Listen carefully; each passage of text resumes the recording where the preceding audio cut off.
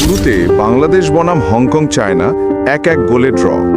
Hong Kong চায়নার বিপক্ষে কঠিন এক প্রতিদ্বন্দ্বিতায় মাঠ কাঁপিয়ে দিয়েছে আমাদের ছেলেরা।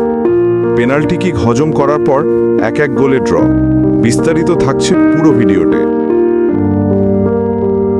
আজকের ম্যাচে বাংলাদেশ দেখিয়েছে তাদের লড়াইয়ের মনোভাব। হংকং চায়নার বিপক্ষে কঠিন এক প্রতিদ্বন্দ্বিতায় মাঠ কাঁপিয়ে দিয়েছে আমাদের ছেলেরা। প্রথমার্ধে হংকং চায়না এগিয়ে যায় 1-0 বলে, কিন্তু দ্বিতীয়ার্ধে বাংলাদেশের তরুণ সেন্সেশন জাহান দারুণ এক গোল করে ম্যাচে ফিরিয়ে আনে বাংলাদেশকে। শেষ পর্যন্ত স্কোরলাইন দাঁড়ায় 1-1। জয় না পেলেও এই ড্রটা বাংলাদেশের জন্য গর্বের, কারণ আজকের মাঠে আমরা দেখেছি এক নতুন বাংলাদেশ, আত্মবিশ্বাসী, আগ্রাসী আর স্বপ্নবাদ ছেলের। তোমার মতে আজকের ম্যাচে কে ছিল সেরা খেলোয়াড়? কমেন্টে নামটা লিখে জানাও। ভিডিওটা ভালো লাগলো?